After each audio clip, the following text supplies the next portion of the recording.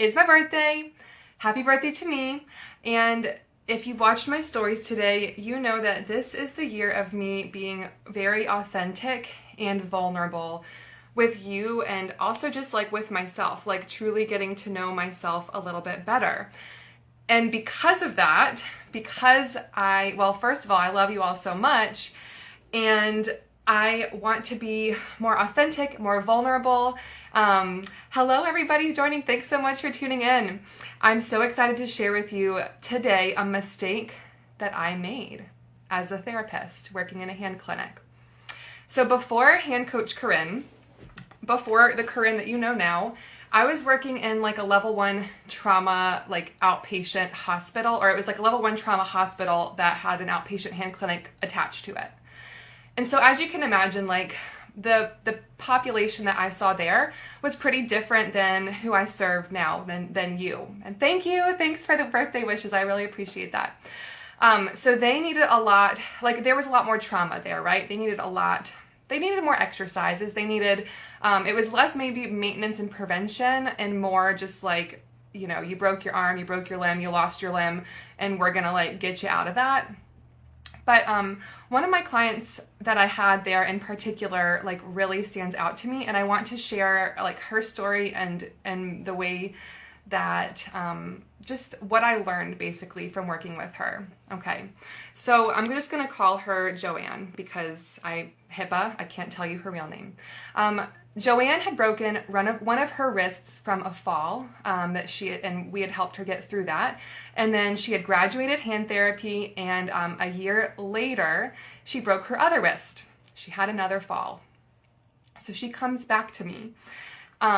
Super heartbreaking. Like, she was like the sweetest human ever. I love her to death. So we were rehabbing her hand, and she was like just cleared from the doctor, like to start her active motion.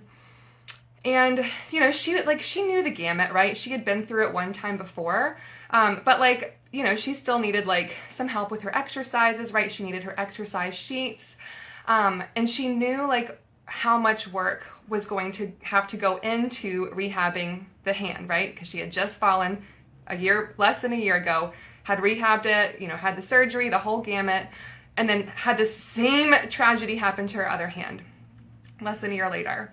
Over the course of like maybe 2 sessions, I had shared with her like some exercise sheets, right? Like, you know them if you've been in hand therapy before, like the ones that have just been photocopied a billion times that are like just really like not clear, right, as to what to do.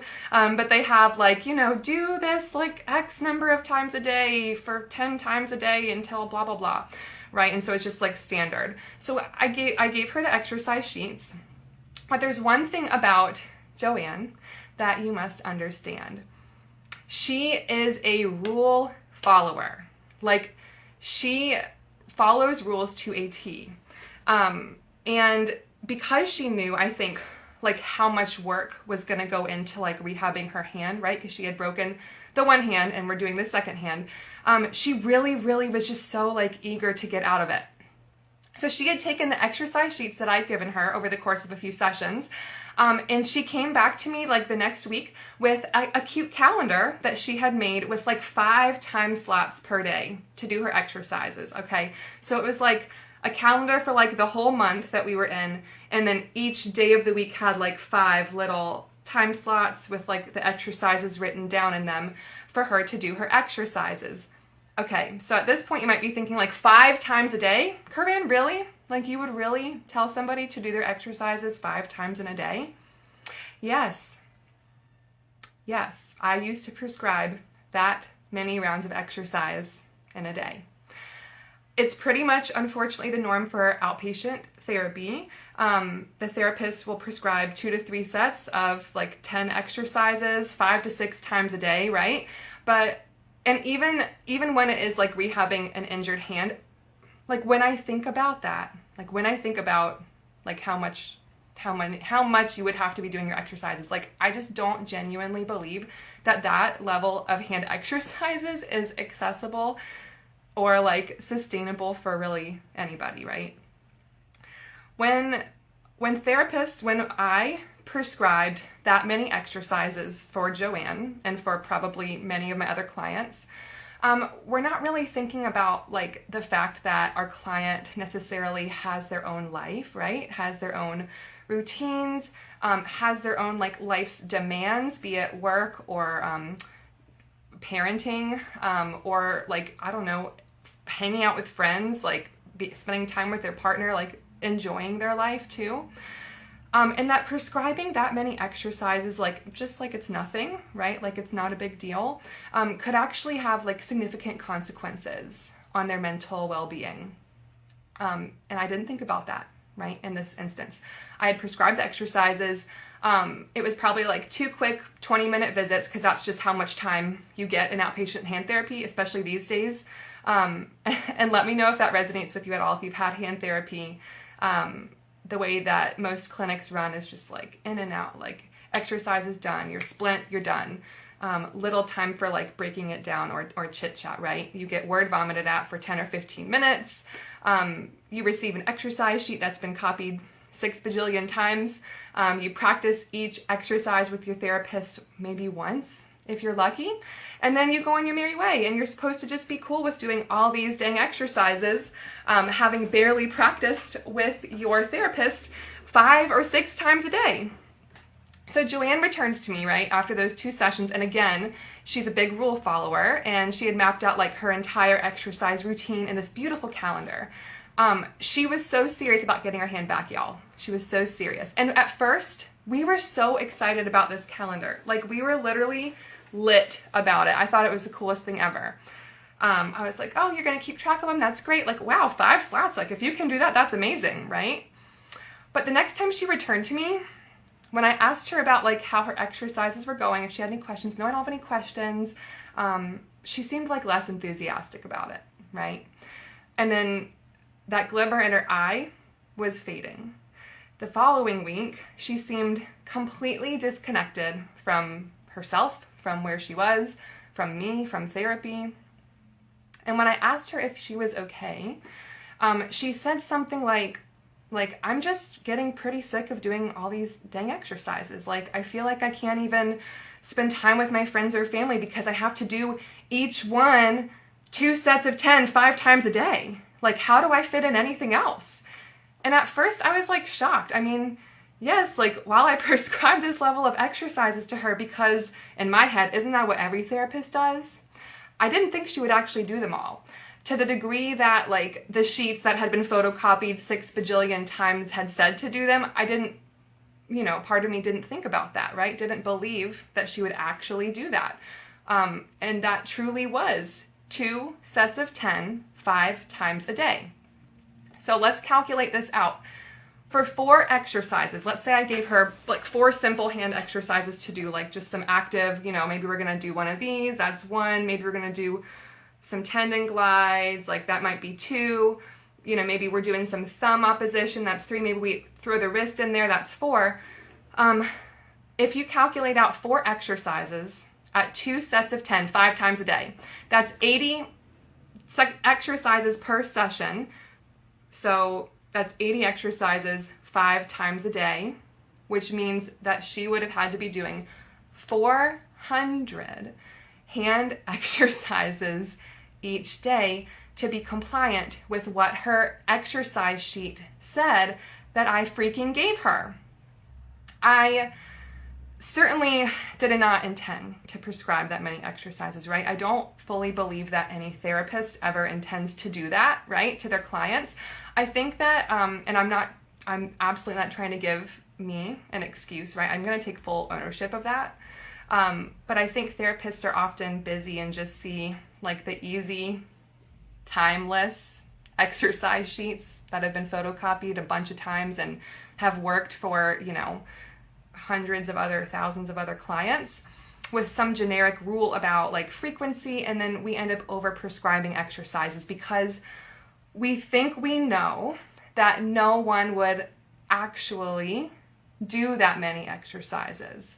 So somehow, like, it's like, even though we know, right, that's impossible, that no one's going to do 400 dang exercises in a day and still be happy about it, somehow we still think that we need to like prescribe that many hand exercises because we fear that if we were to actually meet our clients where they're at, right, and give them a very reasonable, attainable goal, like, would our clients do less than that? Like, no, I'm gonna call BS on this narrative, right?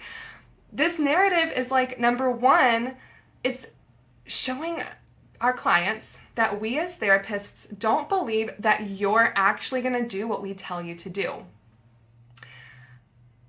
Unfortunately, this is communicating that we don't trust you. And if we, the authority, like the therapists or the doctors or whoever it is that you're getting advice from, if we don't trust you, then why should you trust yourself? This way of approaching exercises ultimately leads you likely into not feeling like you can trust yourself or your own judgment. Over-prescribing exercises can also, number two, like just immediately set you up for failure, right? Like, why are we setting you up for failure? Why are we, as healthcare providers, therapists, doctors, nurse practitioners, why are we often making like such quick, sweeping, broad, like generalizations that like, here's your exercise sheet that's been photocopied a billion times that just isn't really specific to you? Why are we often giving you these things that set you up for failure? Because either they're unattainable, right? Or they might not even necessarily pertain to you as the individual. And this could easily turn into like a whole other conversation about the status of our healthcare system, but I'm just going to have to put a pin in that and maybe come back to that because that's not what this is about. This whole issue, right? Me overprescribing exercises to probably countless clients, and this happening really frequently in hand therapy. This is why I've created the exercise vault. Rather than making you distrust yourself, you're going to feel like you can trust yourself more than anyone else, more than your therapist, more than your doctor, more than literally like anybody else, because it's your health, it's your body, it's your hands. Instead of getting that exercise sheet that's been photocopied 6 bajillion times, you're going to be getting access to replayable videos and like super, super clear PDF guides of the exercises. Of my own hands doing the exercises, right? And we're gonna be ditching just all of the BS, all of the rigid rules. And instead of that, I just want to show you like how to actually enjoy your exercises, how to have freaking fun with your exercises. Having fun, taking care of your health and your body is what leads to sustainability. I am all about sustainable routines. I am here to show you how to create a sustainable routine, a hand exercise routine that works for you. So the pre-sale for the exercise vault begins this evening, and it's going to run for like 48 hours this weekend. It's going to end Sunday evening. It'll still be available for you to check out and sign up if you want, but that price is going to increase Sunday evening. And again, it's not open yet. I have to do a little tweaks, got to add a few things first, but it's going to be open like around 8 p.m. this evening. And as I drop, so you'll get immediate access to like 2 modules, I think, 2 modules that I've already put out. But as I drop new trainings, as I add more modules, the price is going to increase. So if you're thinking about it, if you're wondering about it, if you really feel that nudge or that intuition telling you that this is right for you, and you know you're going to purchase it, I just wouldn't wait. I wouldn't wait to get it because the more that I add to this, the more that the price is going to increase. So go ahead and grab that lifetime access now. Make sure you check your inbox tonight if you're on my email list, or you can also come to my Instagram and just check out the link in my bio or in my stories for that pre-sale. I'm super excited about it. I hope that me like sharing this story, from my perspective, right, as the therapist, and just my realization of like my mistake and like owning my mistake, I hope that that story resonates with you in some way. I hope that if you've ever been made to feel like you somehow have to do it all when it comes to taking care of your hands or your health in general, I hope that you know that like that is not sustainable, and that's not ideal, and that's not right for you. That could leave you, I hope that today leaves you feeling more empowered than that. I really do. More is more will burn you to the ground, right? More is more burns you the heck out. So let's just drop that narrative. I'm calling BS on it. Here's the truth. Less is more on a very consistent, enjoyable, and sustainable basis.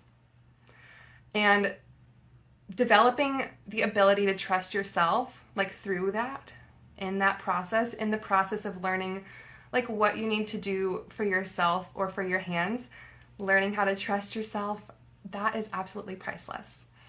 This was super fun. I wouldn't want to spend my kiddo's nap during my birthday any other way.